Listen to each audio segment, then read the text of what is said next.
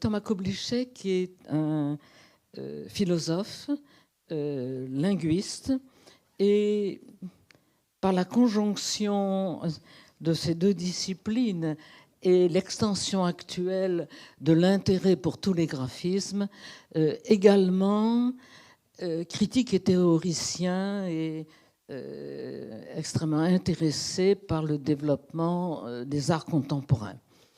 Il a donné à l'École normale supérieure qui l'a accueilli 2 conférences, l'une sur la linguistique, qui est son domaine d'origine en quelque sorte, d'enracinement, et la seconde, en liaison d'ailleurs avec l'Institut Jean-Nicot, ici représenté par 2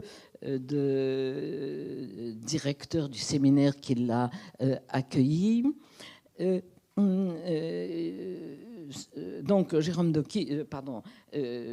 Thomas a une très grande palette d'activités et c'est la raison pour laquelle je souhaitais, l'ayant connu dans d'autres circonstances, il puisse bénéficier d'un mois à l'École normale supérieure. Dans quelles circonstances l'ai-je rencontré? D'abord, à propos de questions de linguistique, je tiens à dire qu'il a traduit en tchèque certains textes, et certainement pas les plus faciles, de Benveniste. Et il a publié un livre sur... Pardonnez-moi Thomas si je résume. Il a publié un livre sur l'involution pragmatique de la linguistique contemporaine, pour laquelle il a souhaité que j'écrive une préface, ce que j'ai fait avec le plus grand plaisir. Thomas Kubitschek est enseignant-chercheur à l'Institut de philosophie de Prague, également à l'Académie des sciences de Prague. Et j'en viens donc aux raisons de cette conférence, qui apparemment est en dehors des 2 disciplines que j'ai indiquées, philosophie de l'art et philosophie linguistique.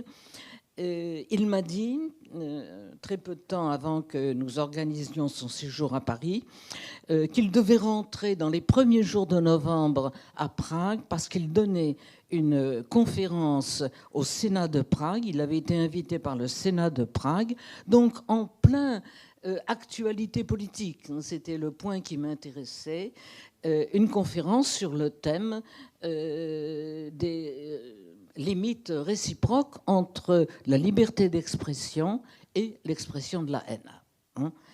Où s'arrête cette liberté d'expression? J'ai immédiatement répondu à ce qui était une nouvelle latérale concernant l'organisation de ce voyage, en disant que je souhaitais vivement qu'il puisse donner cette conférence ici. Et ce soir, nous allons entrer dans ce qui malheureusement est l'actualité. Et une actualité qui a pris des tournures dramatiques. Je ne vais pas m'appesantir sur ce point, entre les différentes formes d'expression de la haine. Voilà. Et qui est sans doute de manière cachée, sous-entendue, parce qu'on ne le dit pas. On fait état de... il y a des difficultés économiques, ou il y a des difficultés historiques, ou il y a des difficultés de religion, ou des difficultés de nationalité pour que l'Europe ne se fasse pas, et on n'ose pas dire qu'il y a peut-être de l'expression de la haine. Je lui donne immédiatement la parole et je dois aller ouvrir la porte. Je tiens à remercier à Claude Ambert d'avoir organisé cette conférence. Je suis heureux que je peux parler ici à l'Institut d'études avancées à Paris. Et j'ai hâte de discuter avec vous de ce phénomène effectivement très, très difficile à analyser, très complexe, qui est le discours de haine. Et une chose que je dis toujours, donc évidemment, mon français est loin d'être authentique. C'est un français un peu pragois. Donc, si vous ne comprenez pas, donc n'hésitez pas à faire signe. Voilà, je sais qu'il y a des limites. Voilà, donc, ma présentation, donc il y aura deux parties. Effectivement, je vais commencer, je vais présenter, disons, des aspects essentiels de ce phénomène, le discours de haine. Et, par exemple, je vais expliquer que la haine n'est pas forcément, disons, une émotion exprimée dans le discours de haine. C'est très souvent, disons, un effet désiré par les auteurs de ce type de discours. Un effet qu'on veut vraiment réaliser ou inciter. C'est une émotion qu'on veut, disons, susciter dans la société. Donc, je vais parler de cet aspect spécifique du discours de haine. Et après, je vais parler de ce dilemme qui surgit très souvent dans les débats autour du discours de haine.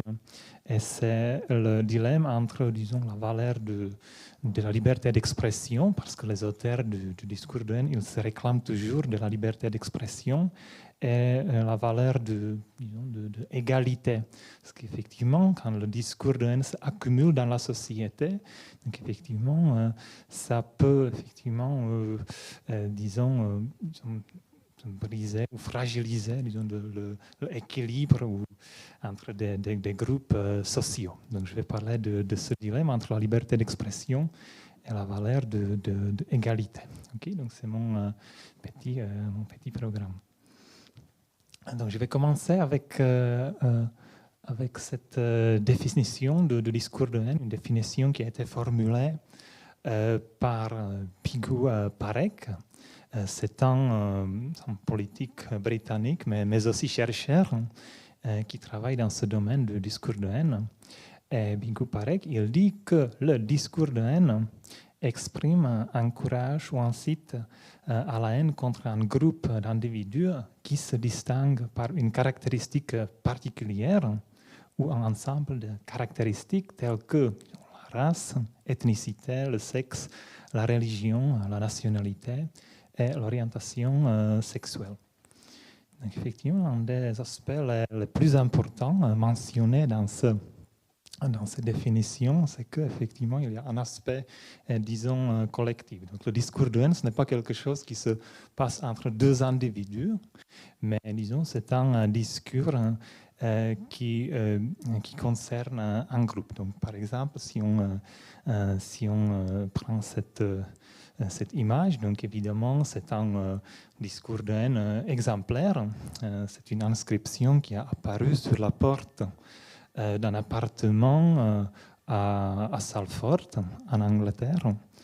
Et, donc, évidemment, c'était un appartement occupé par une famille, mais effectivement, ce discours de haine, effectivement, ne concernait pas seulement cette famille concrète, cette famille, disons, individuelle, mais effectivement, toute la communauté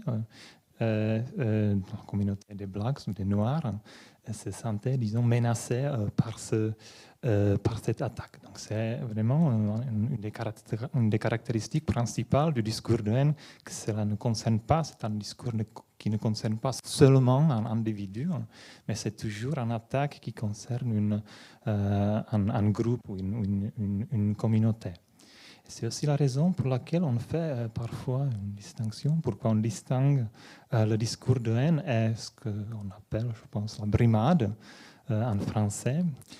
Donc, le discours de haine, c'est quelque chose qui concerne un groupe. La brimade, disons, ce sont des attaques parfois systémiques ou systématiques contre un individu. Donc, ce que vous voyez ici, c'est une photographie d'une confrontation entre une confrontation au tribunal tchèque, entre une activiste, disons, d'extrême droite, c'est cette personne, oui. Et voilà, c'est une activiste qui a vraiment réussi à lancer une vague de haine contre une politicienne ou une politique tchèque plutôt libérale. Donc effectivement, il y avait aussi un aspect de haine Mais effectivement, dans ce cas, on ne parle pas du discours de haine, mais plutôt de la brimade ou une intimidation, parce que c'était seulement l'individu qui a été, disons, l'objet de ces attaques. Et on fait cette distinction non pas seulement pour distribuer, disons, des concepts ou des mots, mais la raison est qu'effectivement, il y a des risques très, très différents. Donc, pour ce qui concerne le discours de haine, donc, il y a des risques qui concernent toute une communauté. Et dans la brimade, c'est seulement un individu qui est, disons, qui est menacé. Donc, c'est la raison pour laquelle on fait cette distinction entre le discours de haine et la brimade.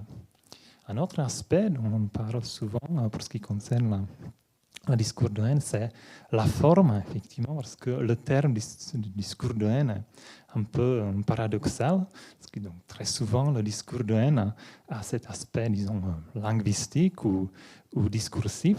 Donc, par exemple, ce que vous voyez ici, donc, c'est un discours de haine très typique, c'est une inscription sur la mur en Irlande, aussi en Tchéquie. Actuellement, nous avons le cas de cette sorte se produit. Ça, c'est souvent à cause de l'invasion russe ou les réfugiés ukrainiens ou de l'Ukraine sont l'objet de ce type d'attaques. Donc, effectivement, très souvent, ce sont des attaques, disons, discursives, mais aussi on considère comme discours de haine aussi, disons, des expressions, disons, purement, disons, visuelles.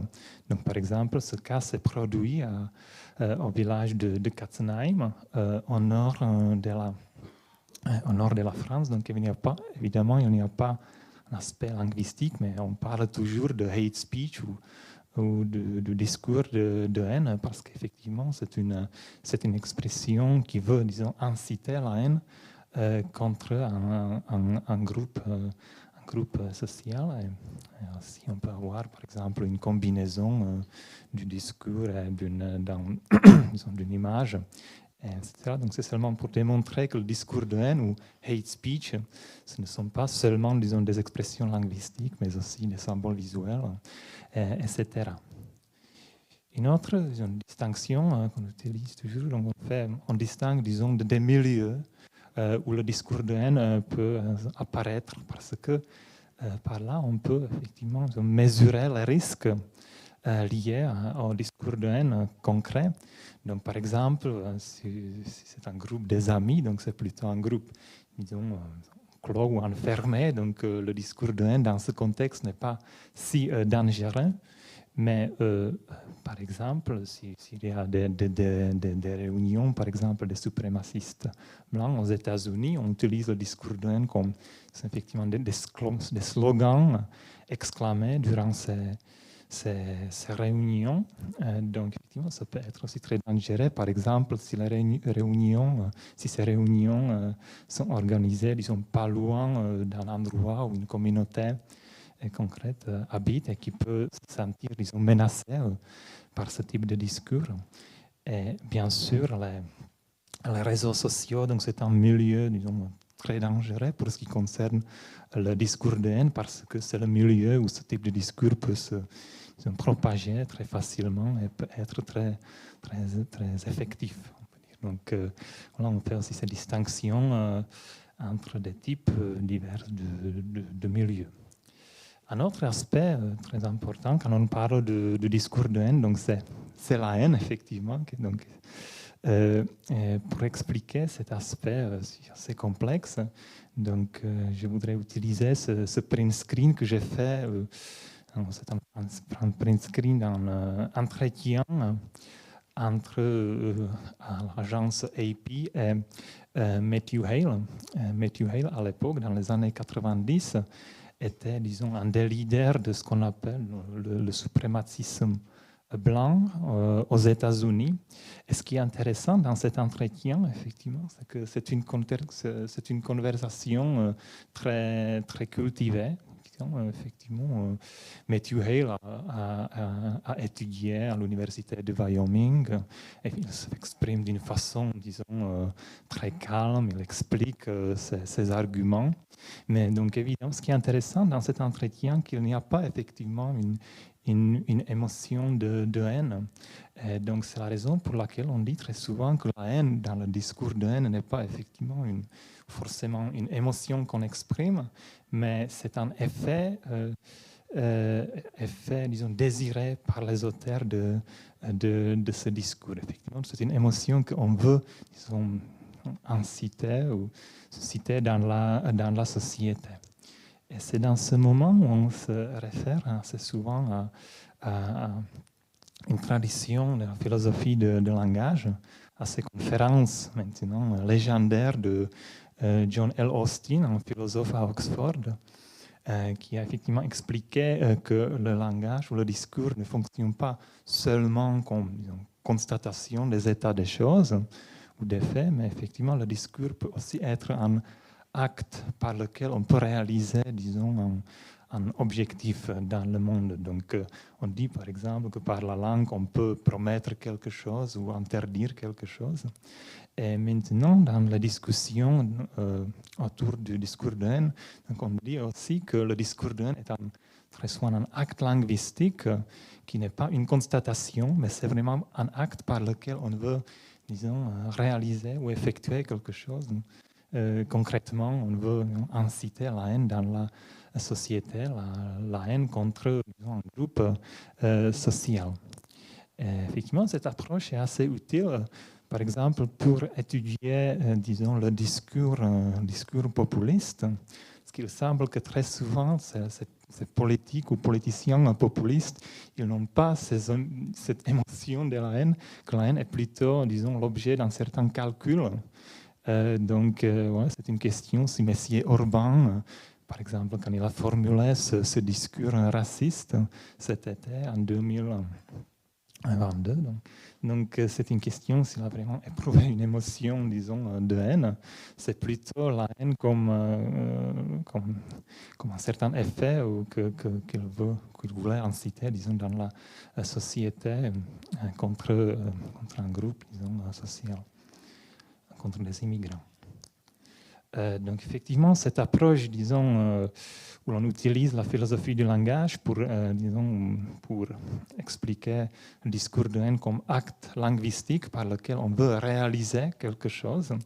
Donc c'est utilisé par beaucoup de philosophes qui s'intéressent à ce phénomène. Par exemple, un des auteurs les plus importants qui a écrit un livre qu'il faut vraiment lire, c'est un des livres les plus importants sur le discours de haine qu'on a publié récemment, The Harm in Hate Speech, publié par Harvard en 2014. Donc Jérémy Valdron, ce philosophe politique, se réfère aussi aux conférences de Austin et aussi une autre philosophe, Ray Langton, qui travaille à Cambridge. Donc il a aussi écrit beaucoup de textes importants sur ce phénomène. Et elle se réfère aussi à la terminologie de Austin. Donc effectivement, c'est une terminologie qu'on peut vraiment utiliser pour analyser ce phénomène. Un autre aspect de hate speech ou de discours de haine, c'est sa combinaison avec ce qu'on appelle le fake news, les fausses nouvelles, on dit, je pense, en français. Donc effectivement, il y a évidemment une certaine différence entre les deux phénomènes. Donc pour ce qui concerne les fake news, donc on peut dire que ce sont des fausses nouvelles. Donc il y a une disons non-correspondance entre ce qu'on dit, le contenu et la réalité. Donc ce sont des mensonges, effectivement. Mais la hate speech, c'est plutôt la question des effets qu'on veut réaliser par le discours. Donc, on peut avoir des fake news qui n'ont pas, disons, cet aspect de haine. Par exemple, ce que vous voyez ici, c'est un des fausses nouvelles qui est devenu très répandu. On a dit que le pape Francis a soutenu à l'époque la politique de Donald Trump. Donc effectivement, c'était une fausse nouvelle, mais effectivement, il n'y avait pas un aspect de haine. C'était la raison pour laquelle on a diffusé cette nouvelle. C'était plutôt de gagner des partisans pour Messier Trump. Mais effectivement, il y a aussi des cas où l'on où l'on utilise des fake news pour, c'est un moyen pour, disons, inciter ou inspirer la haine dans la société. Donc, par exemple, dans le cas de ce fake news,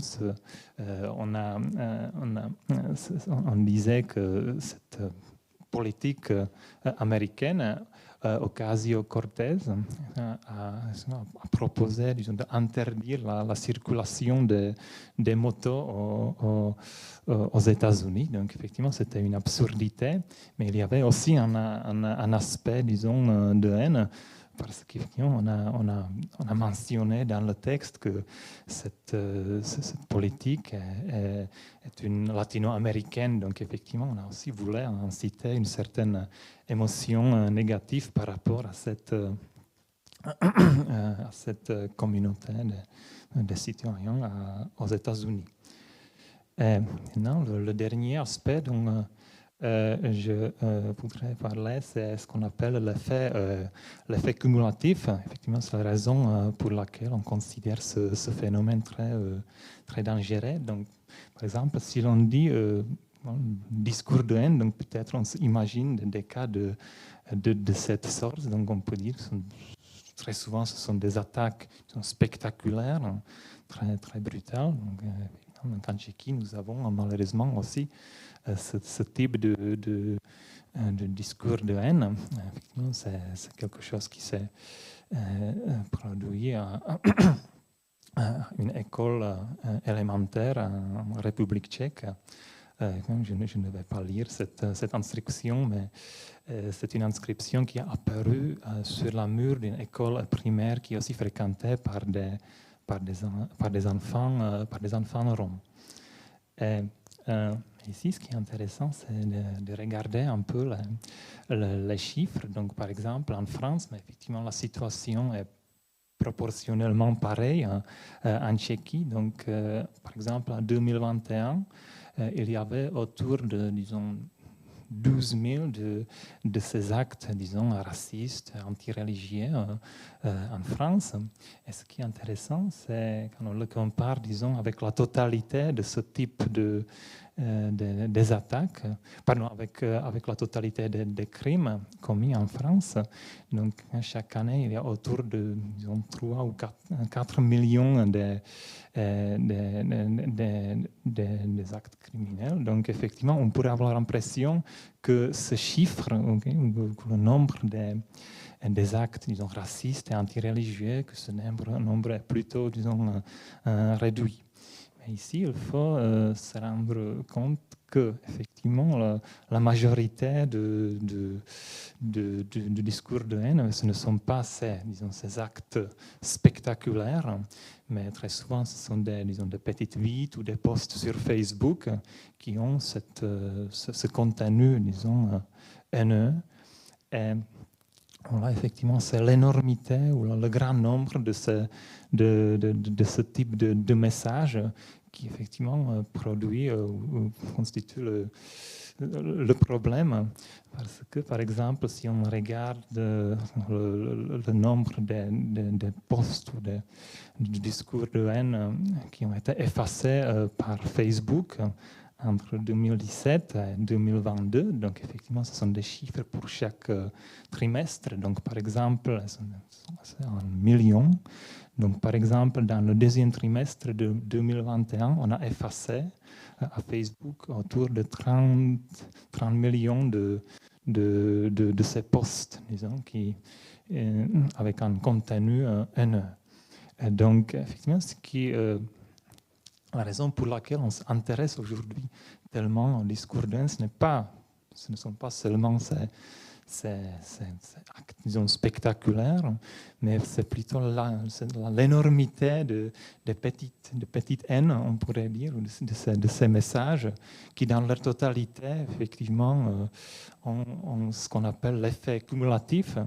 Cela veut dire que la communauté, par exemple des Juifs ou des personnes avec l'orientation non hétérosexuelle, donc c'est vraiment par rapport à cette énormité qu'ils peuvent se sentir, disons, menacés, etc. Donc, effectivement, ce sont des aspects, disons, les plus importants de ce phénomène. Donc, il y a toujours cet aspect collectif. Ce n'est pas, le discours de haine n'est pas toujours un discours. Il y a aussi des discours de haine, disons, visuels. On a aussi dit que la haine n'est pas souvent une émotion exprimée par ce type de discours, mais c'est plutôt en effet désiré par les auteurs de ce type de paroles. Et très souvent, il y a une certaine combinaison avec fake news. Et après, on parle de cet effet cumulatif. Cela veut dire qu'il y a beaucoup de discours de haine qui n'est pas si spectaculaire, mais effectivement, dans sa totalité, cela crée, disons, ça peut vraiment inspirer un sentiment de menace dans une communauté ou dans un groupe social. Donc maintenant, je vais tourner vers je vais parler de ce dilemme qui ressurgit très souvent dans les débats autour du discours de haine. Et voilà, si on peut commencer, je peux dire pour commencer que, vous savez, très souvent on dit que notre société, disons la société occidentale, la société européenne, est basée sur un système de valeurs. Et quand on dit un système de valeurs, donc on pourrait avoir l'impression que les valeurs sont, disons, bien réglées, qu'il y a une certaine correspondance.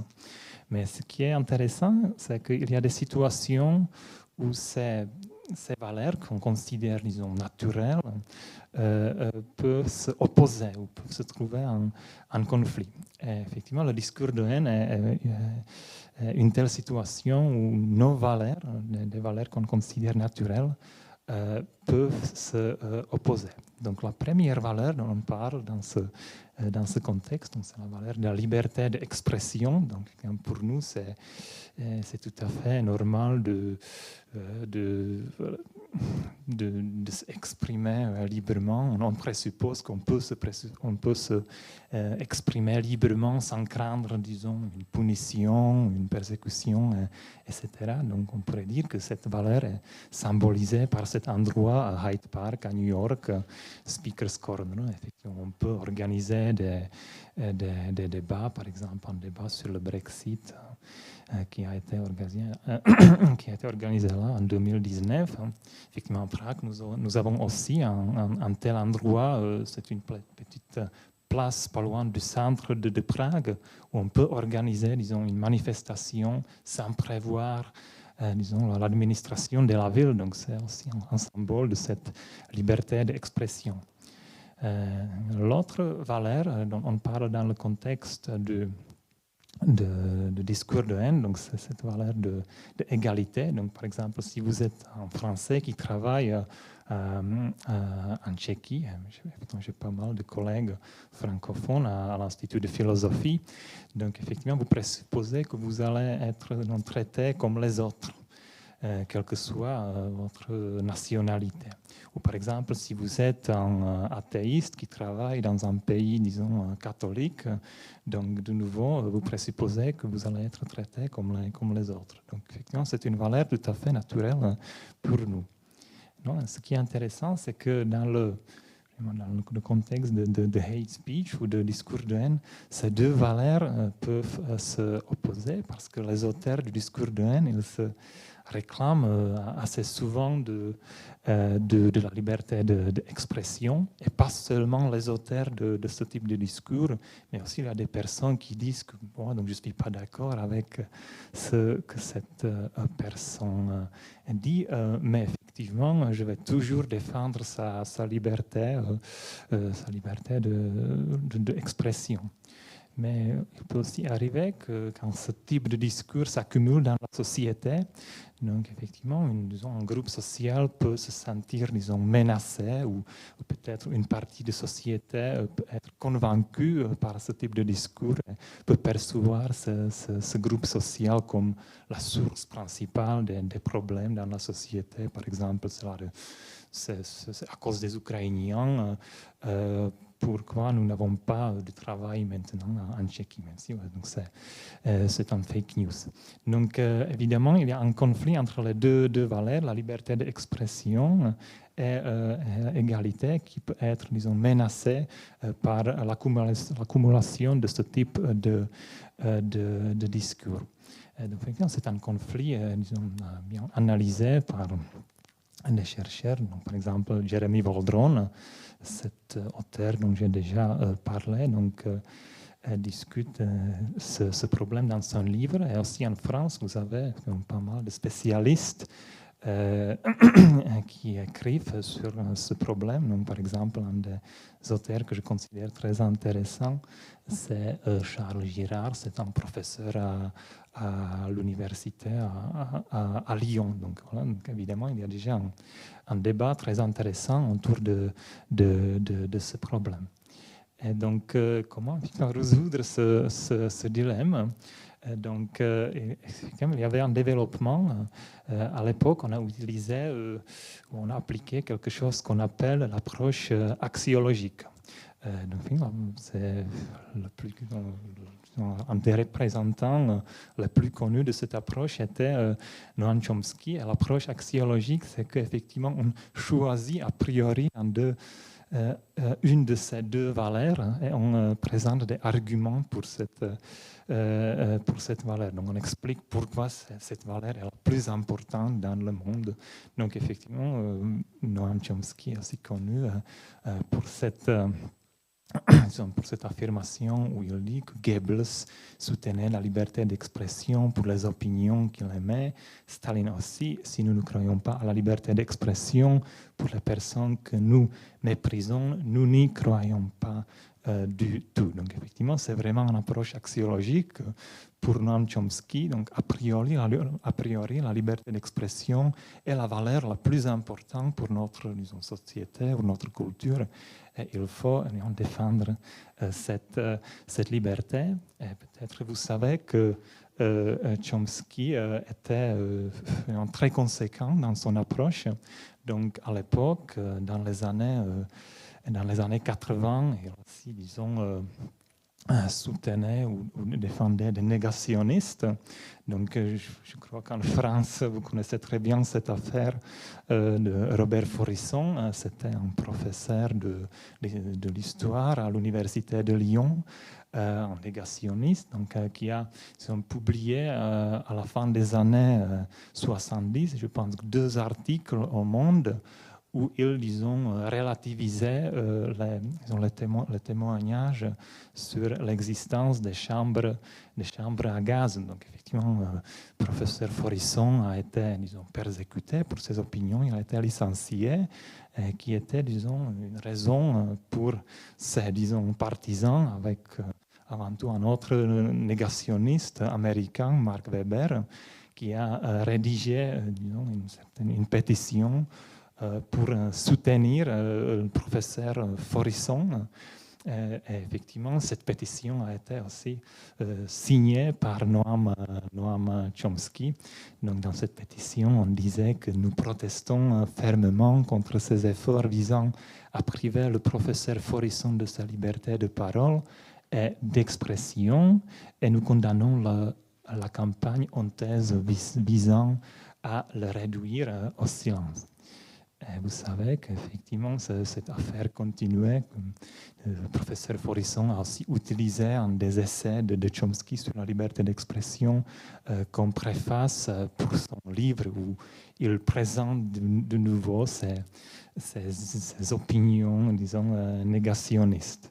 On pourrait dire que, peut-être après, on peut discuter de cette affaire très, très virulente.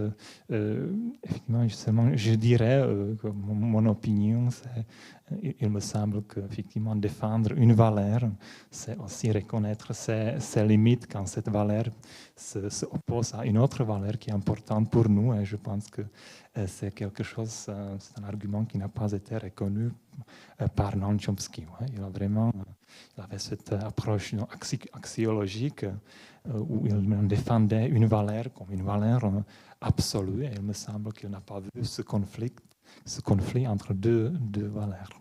Donc, mais effectivement, aujourd'hui, on applique plutôt une autre approche, une approche qu'on appelle conséquentialiste.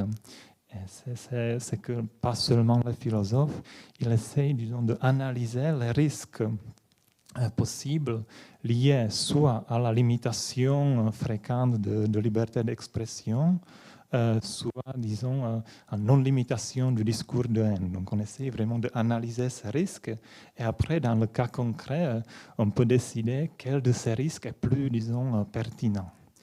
Donc, maintenant, dans cette dernière partie de ma présentation, je vais parler de ces risques qui sont, disons, dans la littérature, associés, disons, à la limitation de la liberté d'expression.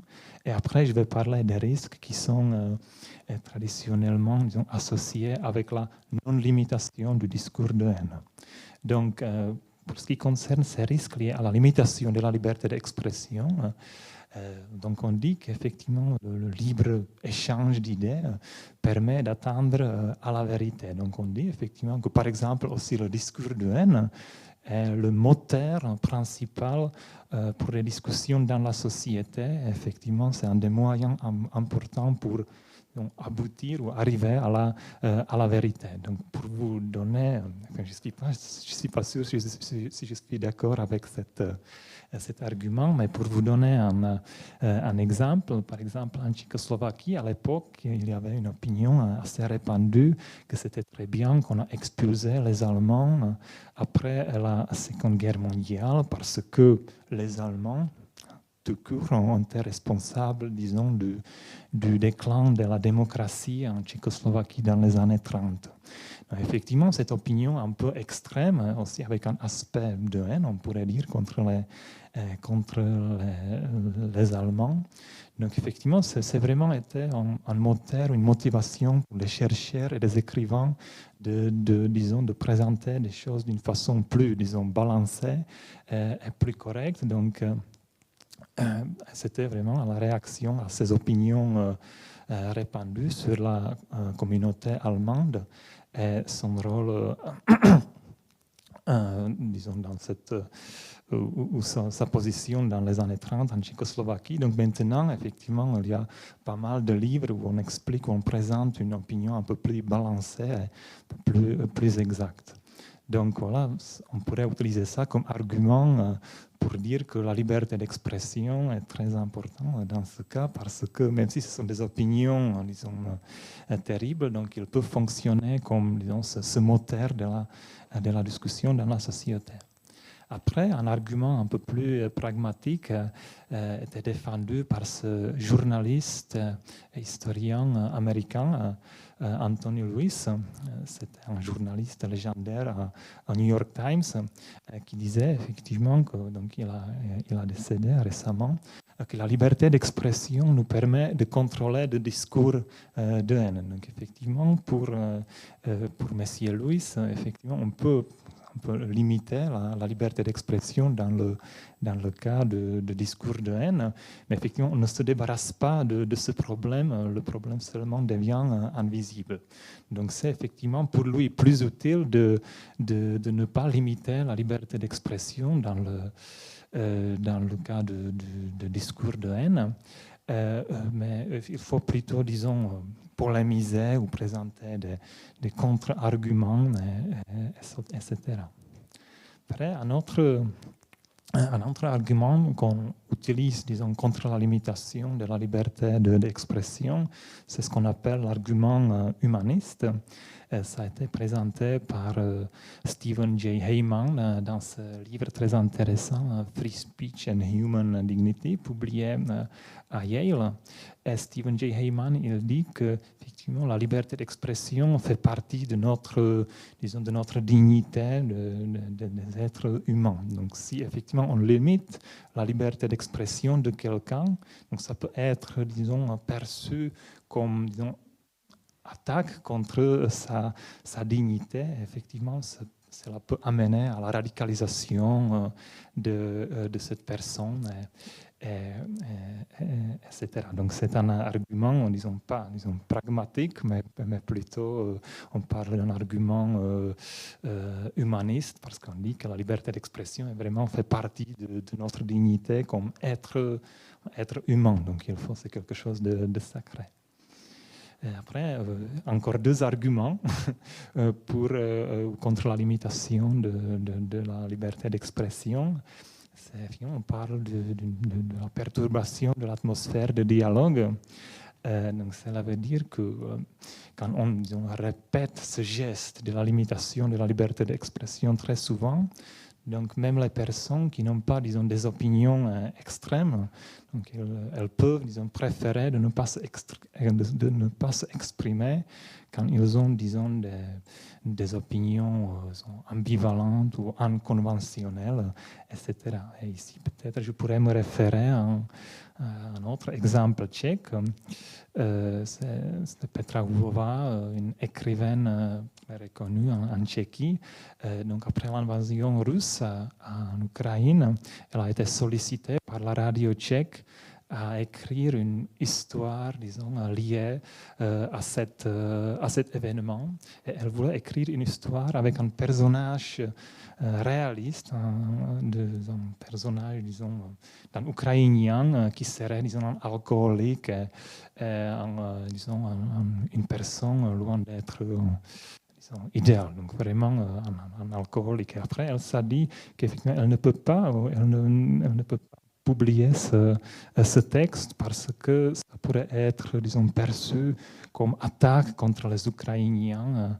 Et donc, elle a vraiment hésité de publier cette histoire. Et donc, dans ce contexte, on pourrait vraiment parler par exemple, une perturbation de l'atmosphère de dialogue, que même les personnes qui n'ont pas des opinions, disons, extrêmes, donc cela peut amener à une certaine, disons, accalmement de la discussion ou dans la société. Et le dernier argument qu'on utilise contre la limitation de la liberté d'expression, c'est on parle de l'automatisation de la censure. Parfois, on utilise ce terme très connu de cancel culture. Cela veut dire que si on répète ce geste de la limitation de la liberté d'expression très souvent, donc ça peut se vraiment automatiser et on peut aussi, disons, limiter le discours qui a seulement des symptômes, disons, superficiels d'un discours de haine. Effectivement, c'est un phénomène qui est peut-être décrit ou qui est discuté dans ce texte très connu d'une journaliste et historienne américaine, Anne Applebaum, qui a publié dans l'Atlantique cet essai de The New Puritans, des nouveaux puritains, où, par exemple, elle parle d'une professeure à New York qui a été licenciée après avoir dit que les pires résultats dans ce séminaire avaient des étudiants afro-américains. Effectivement, et cette phrase, disons, isolée, était la raison pour laquelle elle a été licenciée de son université, même si ce n'est pas du tout clair si c'était un discours de haine.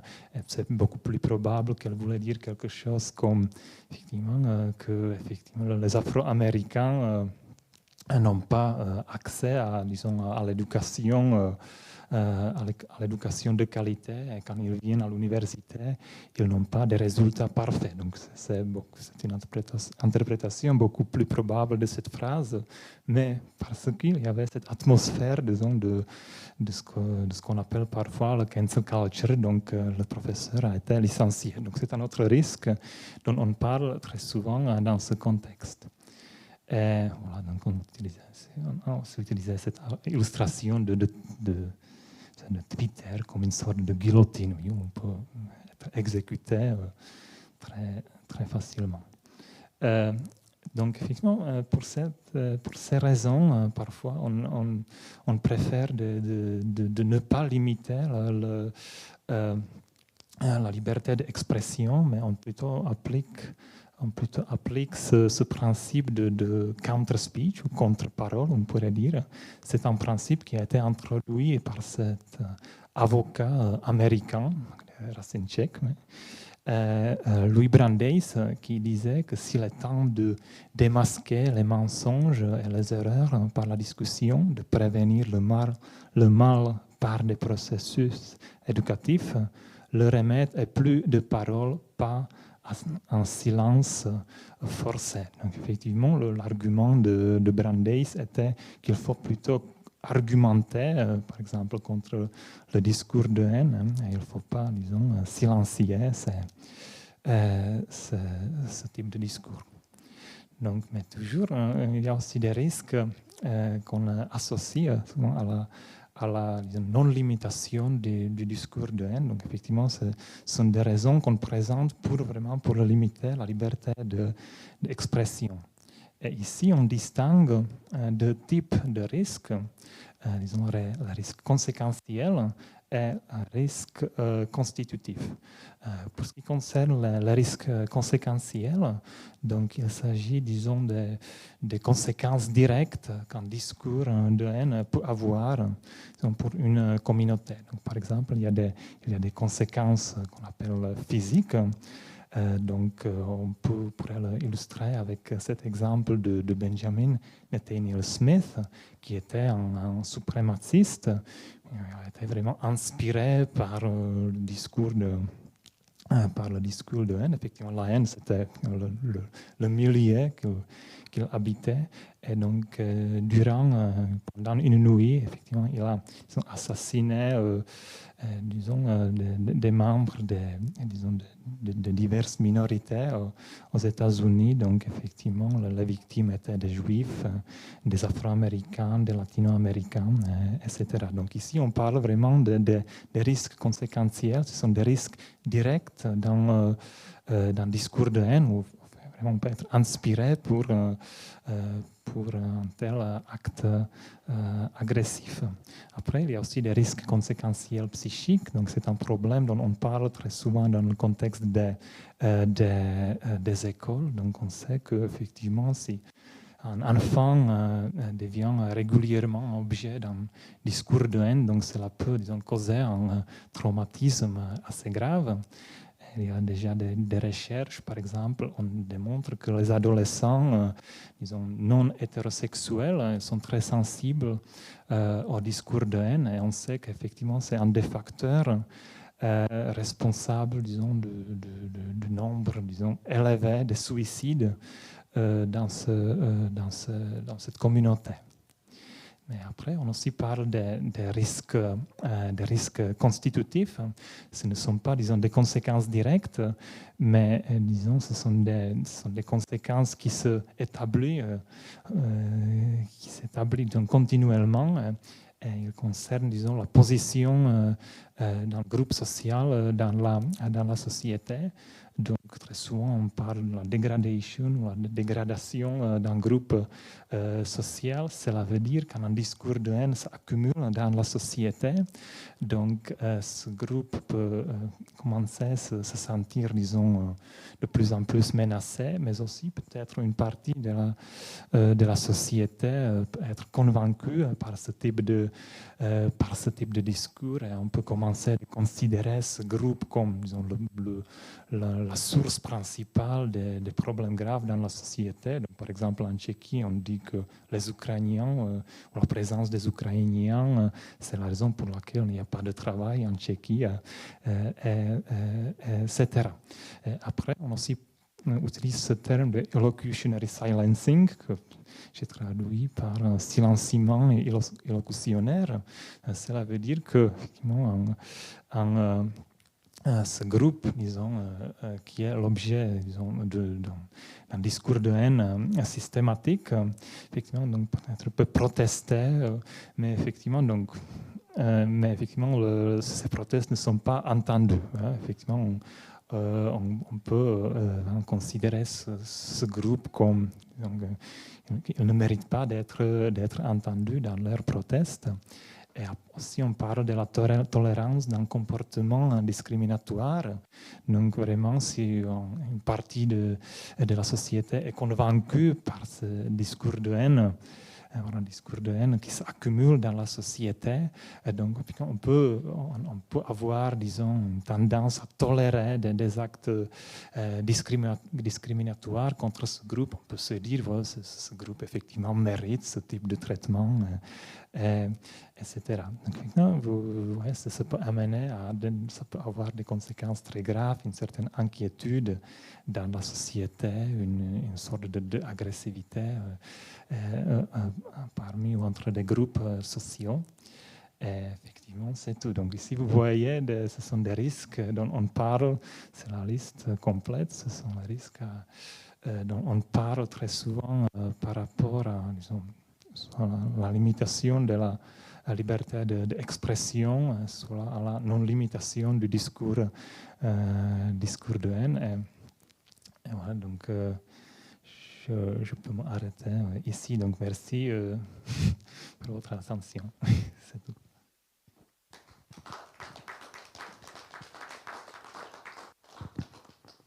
Belle présentation, et on voit combien votre culture linguistique et culture linguistique contemporaine, à partir d'Austin et à partir d'une certaine pragmatique sur laquelle vous n'avez pas insisté, permet d'expliciter, de mettre en différents points une question si obscure et si prégnante et si chargée d'implications que bien souvent on évite la question linguistique qui est si importante et qui le devient par les moyens de diffusion actuellement. Nous avons le temps pour un échange avec vous tous. Permettez-moi d'essayer d'introduire la discussion, et je vous en prie, asseyez-vous, par 2 ou 3 remarques. La première remarque, c'est une difficulté linguistique intrinsèque, et qui n'est pas votre fait, parce que vous parlez très bien le français, mais qui est interne à la manière peut-être dont la langue française évite certains faits. Je m'arrête au plus superficiel. Le fait que vous avez été gêné par l'expression fake news, et vous avez dit sa traduction serait fausse nouvelle. Et pourtant, non. C'est pas la même chose. Une fausse nouvelle n'est pas toujours mal intentionnée. On peut avoir dit qu'un déraillement de train avait causé beaucoup de victimes et puis rectifier le lendemain en disant non, il y a eu un déraillement, mais heureusement quelques blessés mineurs, mais rien de grave. Il y avait une fausse nouvelle et bon, elle n'était pas chargée. Le mot fake est tellement typique d'un détour de la langue anglo-saxonne. Il y a l'idée de fabriquer intentionnellement des bobards et des bobards pernicieux. Il y a l'idée d'une dissimulation, il y a l'idée de se dissimuler derrière. Vous voyez, c'est extrêmement chargé. Et je crois que la France a bien fait de capituler et d'employer l'expression fake news plutôt que fausse nouvelle. Donc là, je vous rends totalement raison. Un autre exemple relève de votre dernier panneau dans lequel vous hésitez sur le silence illocutoire, la mise en silence, le fait de vous empêcher d'entrer dans la réponse, dans l'illocution. Et là encore, vous êtes obligé de mettre ensemble 2 termes qui ne dissimulent pas leur origine anglo-saxonne, car après tout, nous n'avons pas cette expression pour mettre en silence, on dirait faire taire. On les fait taire. Et à ce moment-là, alors, on se retrouve dans un climat de salle de classe où à un moment, on les fait taire, quoi. Hein. Il faut passer aux choses sérieuses, on arrête les gamins, alors que c'est beaucoup plus grave. Hein. Voilà. Et c'est un défaut de la langue française. On est obligé d'utiliser des métaphores, des détours. Hein. Et illocutoire, bien sûr, vous faites allusion à toute la théorie oxfordienne. Hein, et à juste titre, je vous en remercie, parce que c'est vraiment le point le plus important peut-être de votre exposé, de montrer comment ce discours de haine s'est dégagé de son aspect de passion. Hein.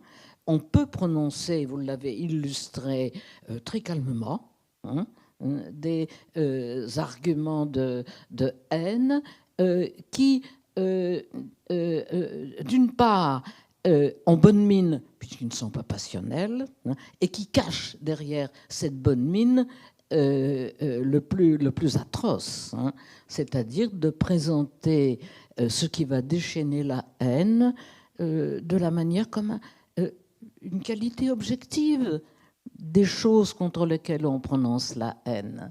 Et là encore, j'ai été sensible au fait que dans la majorité de vos exemples,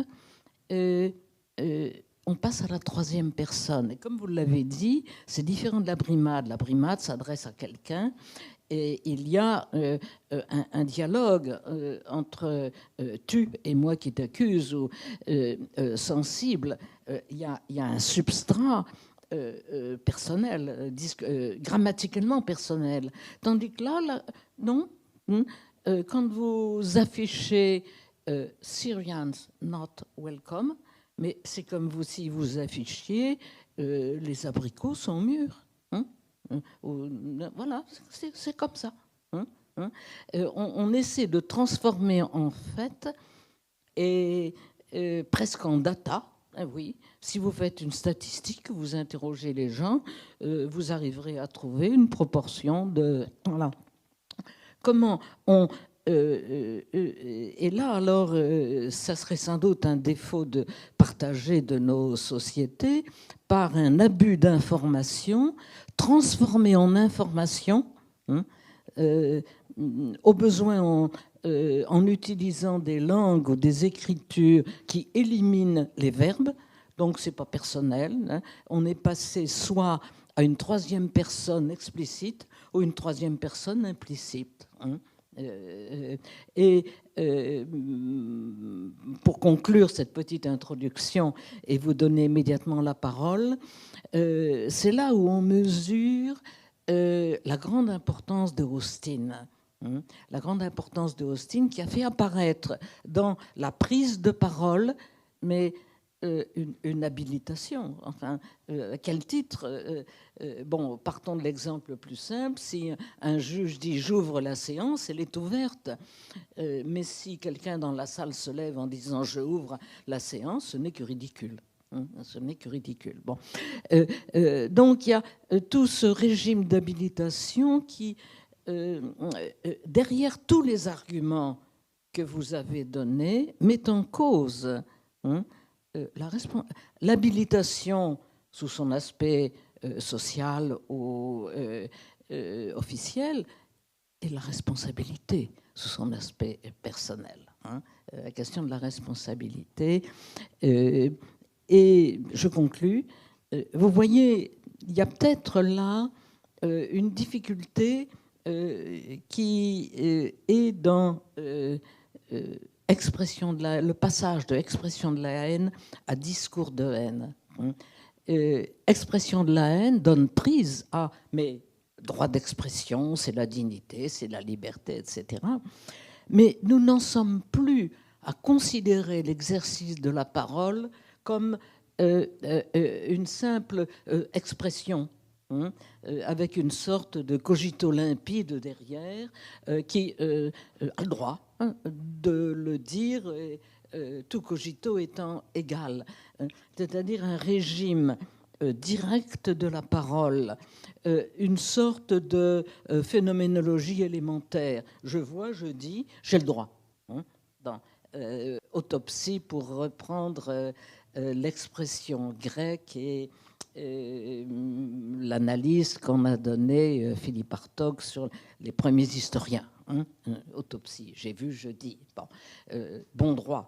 Et maintenant, on sait que le trajet entre une expérience et la possibilité de l'exprimer est un très long trajet qui passe par l'intériorisation d'une langue, les conditions dans lesquelles on l'exerce et un accroissement de la responsabilité. Et bon, et cela est daté. Cela est daté. Il me semble que c'est simultanément après le développement des moyens d'expression, je n'ai pas d'autre syntagme à utiliser que celui-là, par tous les moyens que nous connaissons, on oublie de dire que à chaque fois, enfin, il y a un sas de responsabilité qui se dissimule et qui n'est jamais pris en charge, et qui d'ailleurs n'était pas toujours pris en charge dans les arguments que vous nous avez très, très explicitement présentés. Voilà. Introduction un peu longue, mais la parole est à vous. Mais vous avez peut-être à répondre.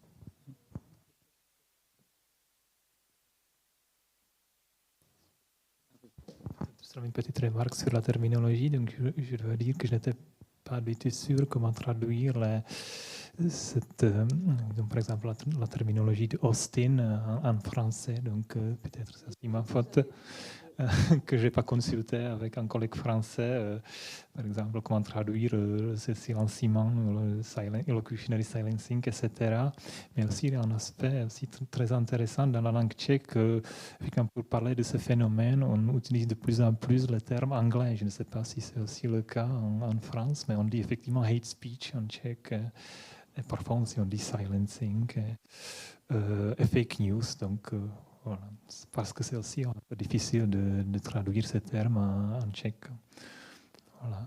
Donc, c'est seulement pour je vous assure, ne prenez pas surtout ce que j'ai dit comme une critique. J'ai constaté combien la culture linguistique est plus à l'aise dans les pays anglo-saxons et que souvent nous restons sur une conception de la langue.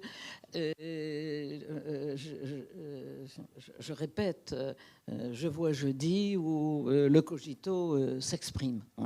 Et il y a tout un sas historique de responsabilité qui n'est peut-être pas suffisamment pris en compte dans nos manières de dire. Voilà. Vos questions sont bienvenues. Oui. Très bien. Je vous demanderai simplement de dire votre nom en même temps. Jérôme Dokic, philosophe. Bon, merci beaucoup, Thomas. Non, j'avais une question peut-être de clarification, mais au fond, tu as opposé deux approches, l'approche axiologique et l'approche conséquentialiste, au problème du conflit entre, disons, le principe de liberté d'expression, la valeur de la liberté d'expression et, disons, la critique du discours de haine. Et alors, mais est-ce qu'il y a un moyen de réconcilier ces deux approches, parce qu'elles semblent avoir chacune ses avantages. Et je voulais savoir, au fond, comment tu conclurais, puisque tu n'as pas vraiment conclu sur la supériorité de l'approche conséquentialiste par rapport à l'approche axiologique, ou peut-être je me trompe, hein, mais est-ce que bon, tu peux juste clarifier peut-être ta propre position sur ce sujet ?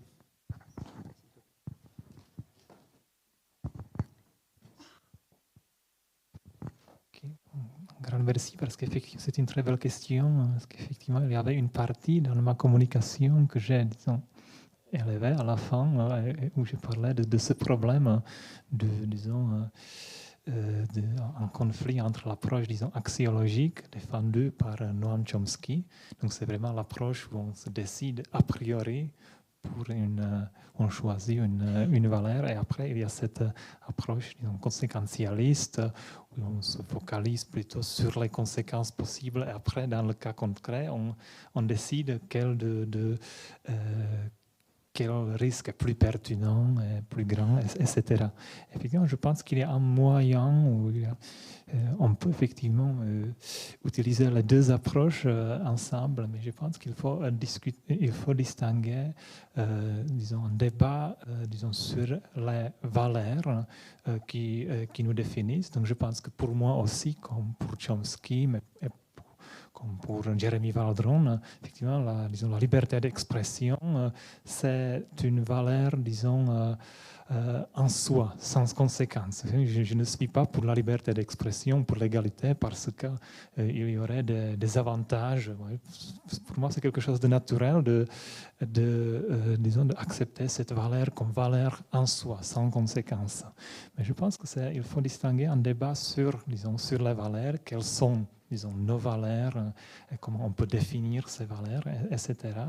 Et après, il faut le distinguer du débat sur, disons, l'application de ces valeurs. Donc, même si c'est la liberté d'expression est une valeur, disons, en soi absolue pour moi, donc effectivement, ça n'implique pas que je peux disons, appliquer cette valeur dans chaque contexte. Donc, c'est la raison pour laquelle j'ai dit que défendre une valeur, c'est aussi reconnaître ses limites dans un contexte concret. Donc, effectivement, je pense que, par exemple, pour Jeremy Waldron, qui est un grand conséquentialiste, donc c'est un conséquentialiste au niveau de l'application des valeurs. Donc, effectivement, je pense que pour Jeremy Waldron, aussi la liberté d'expression est une valeur en soi, absolue, pas pour des raisons concrètes.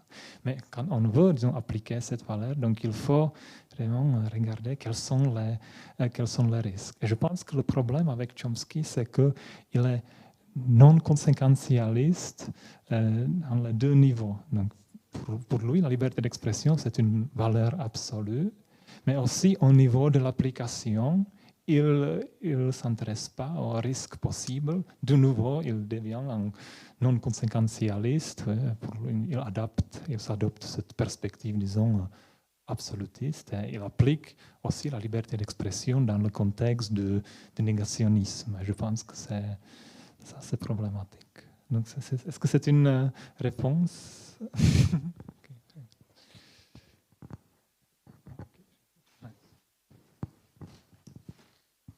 Martine, mais je voudrais comprendre la différence que vous faites entre valeur naturelle et valeur absolue dans votre façon de prendre la question. Qu'est-ce qu'une valeur naturelle? Oui, c'est aussi une très belle question, une question très difficile. Effectivement, j'ai utilisé les deux termes d'une manière plutôt vague, mais finalement, je vais dire par cela que ce sont des valeurs, disons, en soi, sans conséquence. Donc, cela veut dire, quand je dis que c'est une valeur naturelle, donc peut-être je ne veux pas dire que c'est quelque chose enraciné dans la nature de l'homme, mais c'est plutôt que c'est comment j'interprète cette valeur, que c'est une valeur très importante, quelles que soient les conséquences. Donc, effectivement, je ne suis pas pour la valeur de liberté d'expression parce qu'il y a des avantages, mais c'est quelque chose pour moi de naturel, je dirais, de le percevoir de cette façon. Mais je ne suis pas un naturaliste pour ce qui concerne les valeurs.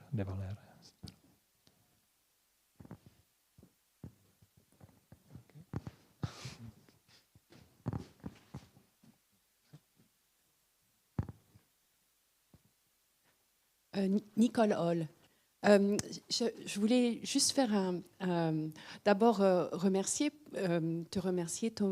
vous remercier, Thomas, pour votre présentation.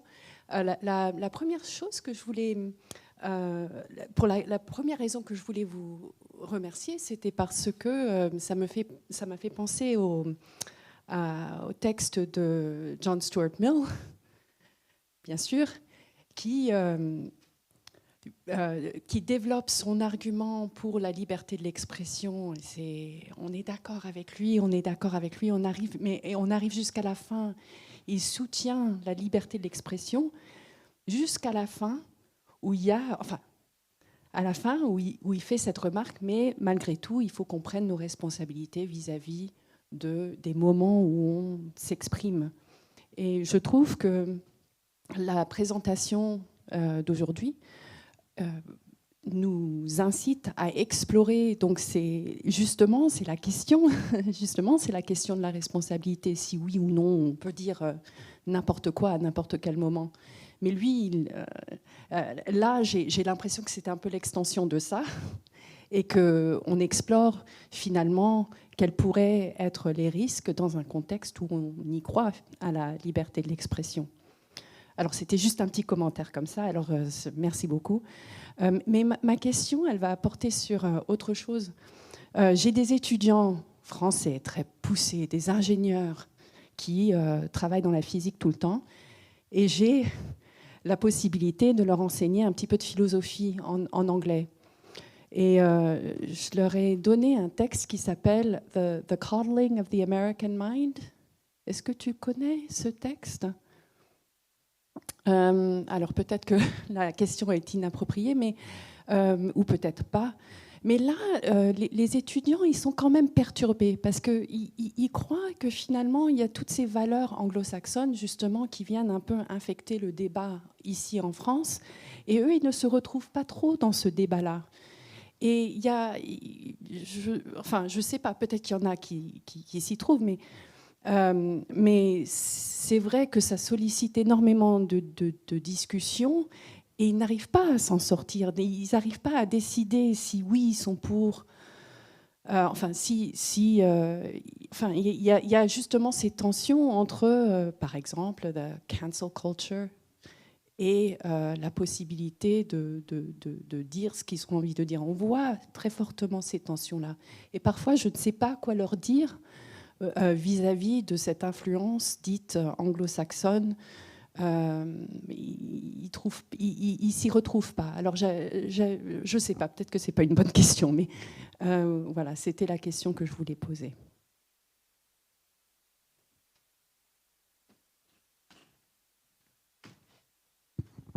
Merci, ce sont des belles questions. On sait très bien que vous avez mentionné John Stuart Mill, parce que c'est effectivement un grand paradoxe de son texte, que c'est une personne qui vraiment luttait pour la liberté d'expression, mais si paradoxalement, c'est le philosophe qui a introduit ce qu'on appelle le harm principle. Cela veut dire qu'il dit qu'il y a des limites de la liberté d'expression, et c'est dans les cas où la liberté peut effectivement faire mal, on peut dire, peut faire harm ou mal à quelqu'un. Donc, donc c'est très bien que vous avez mentionné Mill. Je pense que c'est très important qu'il a introduit ce principe qui est devenu le principe classique dans les discussions autour de la liberté d'expression.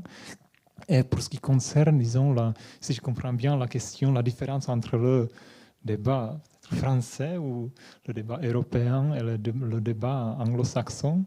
Donc on sait qu'il y a ce mur de Berlin, on pourrait dire, entre, disons, la culture de la liberté d'expression aux États-Unis et l'approche, disons, européenne.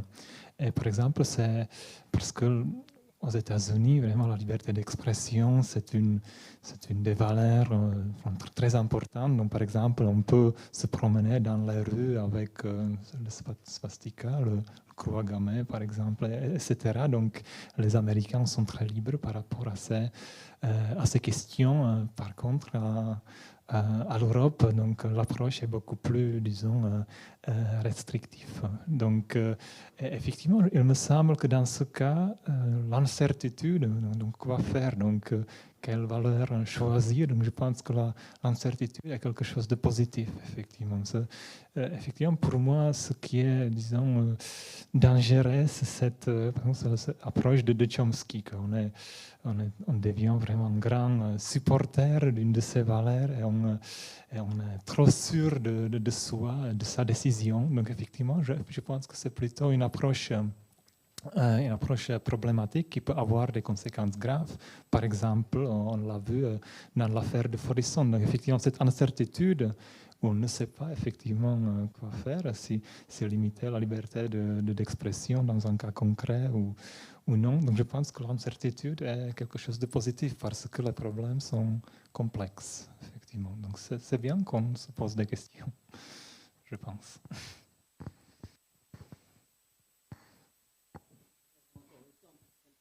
Question.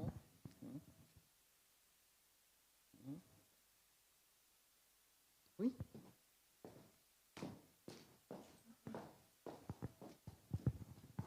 Merci. Margherita Arcangeli. En fait, je reviens à cette discussion. Est-ce que cette incertitude et ce que Nicole était en train de suggérer, c'est aussi une autre manière, prenons une autre piste, justement d'affaiblir l'axiologisme, l'approche axiologiste, mais en montrant en fait que le mot axiologiste parle seulement de valeurs, mais après il faut décider quelles sont les valeurs en fait auxquelles on donne plus d'importance. Parce que là, tu nous as parlé d'un conflit entre égalité d'un côté et liberté d'expression, mais après l'approche axiologiste prend déjà cette décision de donner à la liberté d'expression plus de valeur qu'à l'égalité. Mais en fait, si on renversait, on aurait quand même de l'axiologisme, mais un axiologisme qui se base en fait sur une autre valeur, justement, au détriment, entre guillemets, des autres valeurs. Donc je pense non, que cette incertitude, c'est aussi une manière de voir que l'axiologisme n'impose pas seulement de choisir la liberté d'expression, mais qui met en cause quelle est la valeur qu'on veut mettre, entre guillemets, en premier, si on veut faire ce genre de choix. Parce que l'idée, c'est peut-être, pour me rejoindre aussi la discussion avec Jérôme, peut-être la manière de voir l'axiologisme en rapport avec le conséquentialisme, c'est de décider qu'en fait plusieurs valeurs ont en même temps du droit. Et donc il n'y a pas la valeur absolue d'une certaine manière. Voilà. Merci. Si, donc si je comprends bien, donc pour toi, effectivement, les deux approches sont des approches axiologiques d'une certaine façon. Puis, non, effectivement, je suis d'accord que dans les deux approches, c'est une question des valeurs, mais effectivement, le terme axiologie, donc je pense que c'est plutôt un terme technique qu'on utilise pour ce type d'approche, où disons, on n'analyse pas des conséquences ou des risques possibles, mais c'est plutôt une réflexion, disons, abstraite, où on essaye vraiment de déterminer la valeur la plus importante pour notre société, quelle que soit la situation où l'on applique cette valeur. Mais je suis d'accord qu'il y a un aspect axiologique dans les décisions conséquentialistes, parce qu'il y a toujours des valeurs, on se réfère aux valeurs. Et donc, comme je l'ai dit, peut-être je me répète, donc je ne sais pas si c'est une bonne réponse, mais donc, par exemple, pour moi, la liberté d'expression et l'égalité, donc ce sont les valeurs en soi, je dirais. Donc j'ai aussi cette approche axiologique, mais parfois il faut faire une décision. Effectivement, on ne peut pas faire les deux. Là-bas, il faut regarder, de considérer les conséquences. Donc peut-être ce n'est pas une réponse à ta question. Ou... Ça va. Ok.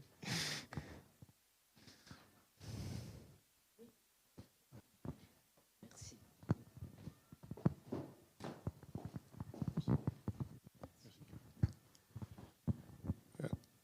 Votre recherche me semble très complexe. Dans un de vos graphiques, vous avez indiqué, me semble-t-il, la croissance de la haine. Il me semble. Ça semblait augmenter.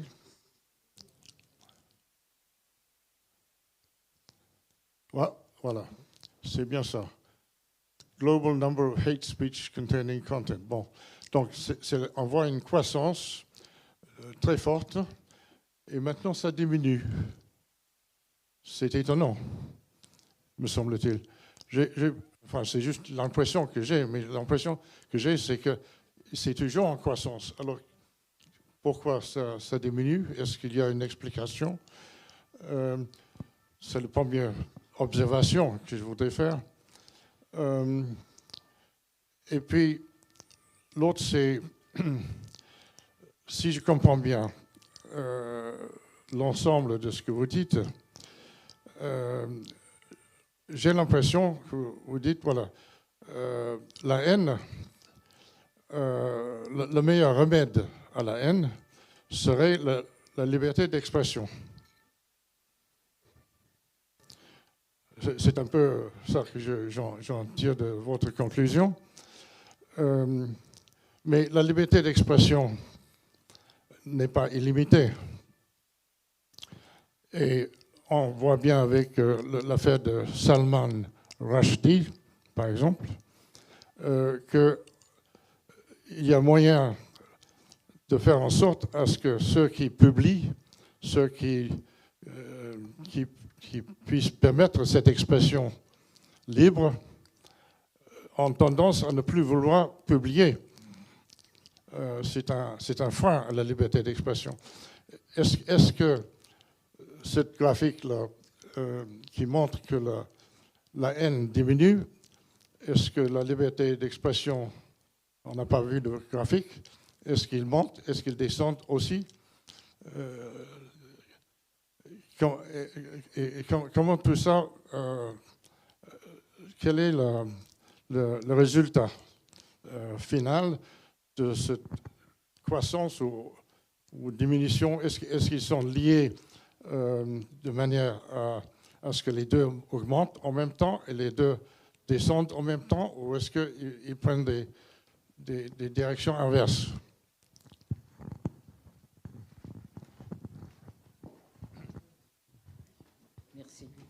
Merci, c'est une question très intéressante. Effectivement, il faut parler un peu plus, je pense, de cette graphique. Je pense que cette graphique n'exprime pas, disons, tellement, ou ne traduit pas, disons, la présence de la haine ou du discours de haine dans la société, mais c'est plutôt une expression du changement dans l'approche de Facebook par rapport au discours de haine. Donc, par exemple, on sait que l'année dernière, Facebook a été vraiment critiqué pour, disons, non pas limiter le discours de haine. Donc je pense que cela exprime pourquoi Facebook est devenu plus, disons, sévère par rapport au discours de haine. Donc effectivement, c'est le chiffre le plus élevé, donc c'est dans le deuxième trimestre de 2021. Et effectivement, c'était la période où on discutait beaucoup de cet algorithme qui, disons, à Facebook, qui soutient, disons, la discussion haineuse, etc. Donc, je pense que cela plutôt exprime l'approche de Facebook du discours de haine. Mais je ne crois pas qu'il y avait, disons, un changement pour ce qui concerne la présence de la haine dans la société. Je pense que ce qui est plutôt un problème, ce n'est pas la question des chiffres, par exemple, dans le contexte tchèque, mais c'est plutôt la question d'une normalité. Que maintenant, un discours de haine ou un discours avec un aspect haineux, qui peut-être aurait été, disons, limité ou persécuté il y a 10 ans, c'est devenu maintenant quelque chose de plus accepté aussi. Donc les politiciens s'expriment de cette façon parce que voilà, il y a des raisons, c'est un calcul des populistes, etc. Donc je pense que ce n'est pas tellement la question des chiffres, mais plutôt la question de cette normalité et que le discours de haine, ce ne sont pas des discours, disons, de haine spectaculaires, mais voilà, donc c'est quelque chose qui est devenu malheureusement normal. Donc, ça. Et la deuxième question, c'était mon approche. Non, effectivement, je ne dirais pas que pour moi, par exemple, comme Anthony Louis, la liberté d'expression est une solution à ce problème, parce que vraiment, pour Anthony Louis, ce journaliste de New York Times, la non-limitation de la liberté d'expression est un moyen important pour lutter contre le discours de haine, parce qu'on peut mieux contrôler ce discours, on peut argumenter, polémiser, etc. Mais parfois, il me semble, et c'est aussi un aspect de ce problème dont on discute assez souvent, que parfois des groupes qui sont, disons, attaqués par ce type de discours, ils n'ont pas son porte-parole dans les médias.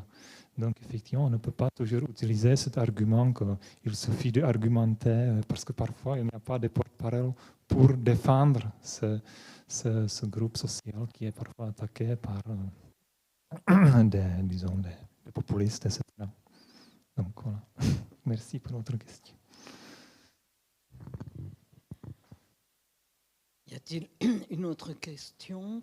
Oui.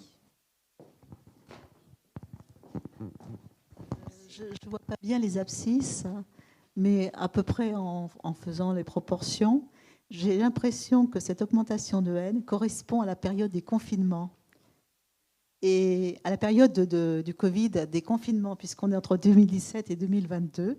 Et je me demande si finalement la privation de liberté qu'il y a eu liée aux mesures sanitaires n'a pas augmenté les effets de haine, puisque ça a dissocié le tissu social, tout simplement.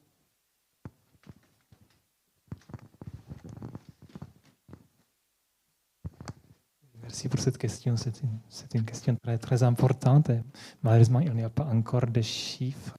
Mais effectivement, c'est vrai qu'il y a une liaison entre des fake news et le discours de haine. Et effectivement, la période de confinement, de Covid, effectivement, c'était la période où ce type de discours c'est bien établi, ou c'est propagé. Et maintenant, c'est intéressant, par exemple, dans le contexte tchèque, les mêmes personnes qui, diffusaient des fake news durant le confinement. Donc, cette communauté, maintenant, ce sont des auteurs de discours de haine contre les Ukrainiens. Ce sont des personnes qui soutiennent la Russie. Donc, ça, c'est intéressant qu'il y avait un groupe qui s'est établi autour de Covid, qui relativisait, des rapports des médecins, etc. Et maintenant, ce groupe, c'est intéressant au niveau aussi sociologique que ce même groupe maintenant est devenu le groupe qui diffuse le discours de haine contre les Ukrainiens, etc. Donc il y a une liaison, évidemment, mais je ne sais pas comment le expliquer. Ce serait une question pour un sociologue. Je ne sais pas quelle est la situation en France. Peut-être c'est pareil, qu'il y a cette homogénéité entre les deux groupes.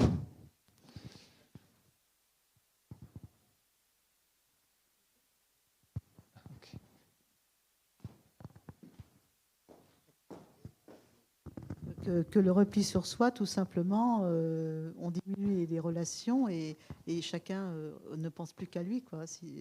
Enfin, je ne sais pas si je peux l'exprimer.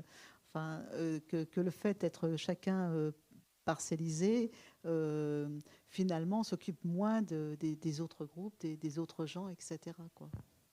Enfin, moi, c'est ce que je crois. C'est intéressant, ça pourrait être une explication. Oui. C'est vrai. Ouais, je suis d'accord. Il y a encore une question là-bas. Je profite de ce transfert pour remarquer que liberté, nous sommes tous d'accord, mais ce qui est problématique, c'est l'expression. Plus problématique. Bonsoir. Donc, moi, je ne suis pas philosophe, donc je dois être une exception dans cette salle. Je vous remercie pour la clarté de votre exposé. Vous avez pris soin d'exposer avec des mots simples qui, moi, comme non-philosophe, m'ont permis d'accéder à votre raisonnement. Donc, merci pour cette simplicité. Et du coup, la question que je souhaite vous poser, c'est comment les philosophes donnent accès à ce raisonnement que j'ai trouvé très apaisant avec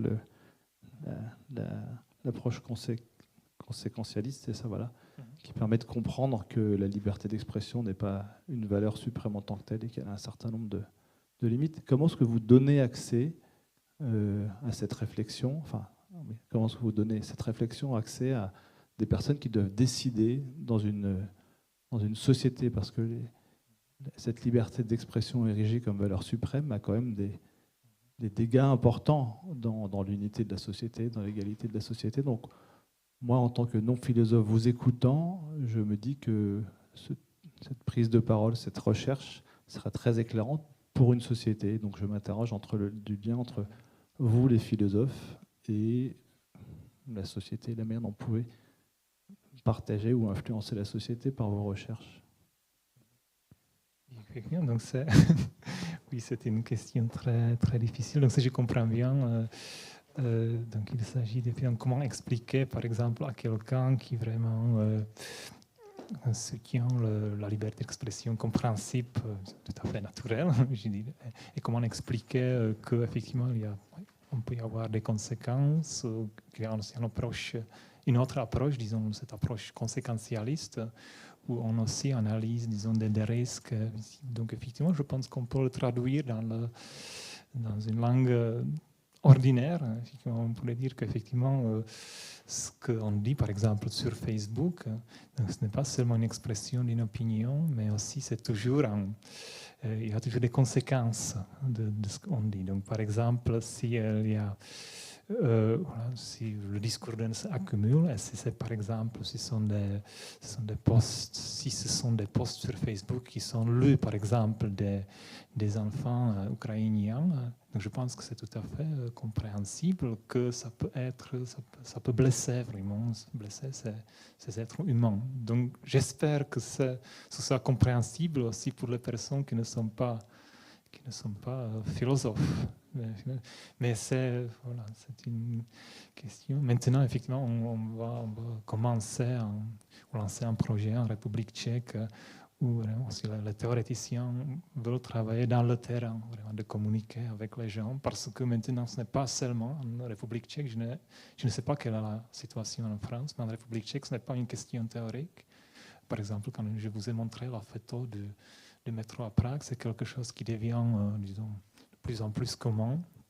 Donc il faut vraiment faire quelque chose, il faut donc communiquer avec ce type de gens.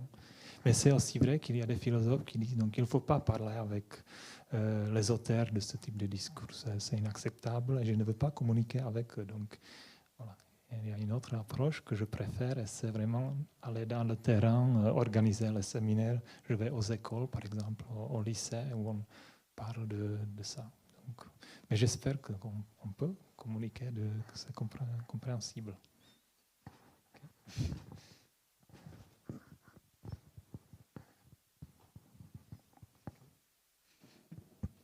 Je profite de ce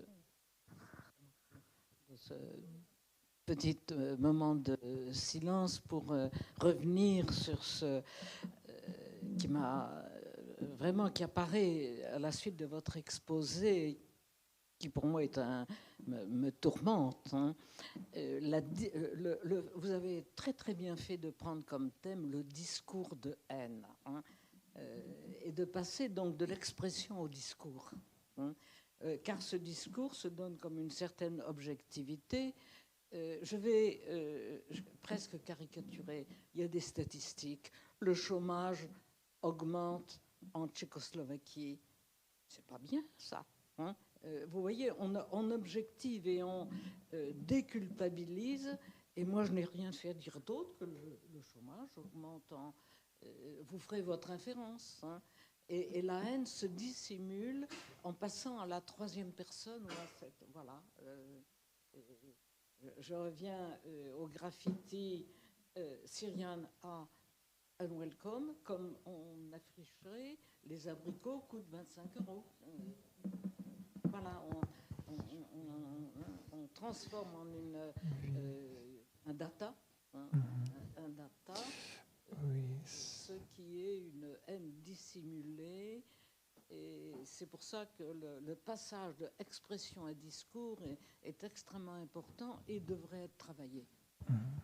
Oui, c'est aussi une question très intéressante parce que vous savez, je travaille actuellement dans le domaine de la philosophie analytique. Donc, ce qui m'intéresse le plus, c'est comment le phénomène effectivement fonctionne au niveau linguistique. Mais je pense qu'ici, on peut peut-être aussi coopérer avec mes collègues, par exemple, phénoménologues.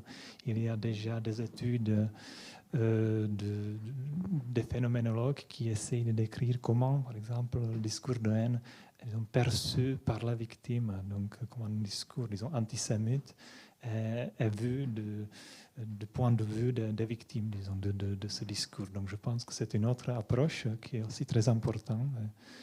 Et maintenant, on est toujours au début. Je pense qu'il y a une recherche qu'il faut faire autour de ça. Et voilà. Merci vivement de nous avoir donné une coupe directe sur votre travail actuel et que ces mêmes documents vont être très prochainement énoncés dans un milieu politique et hautement discursif, le Sénat de Prague. C'était le but de cette présentation. Donc, vivement merci.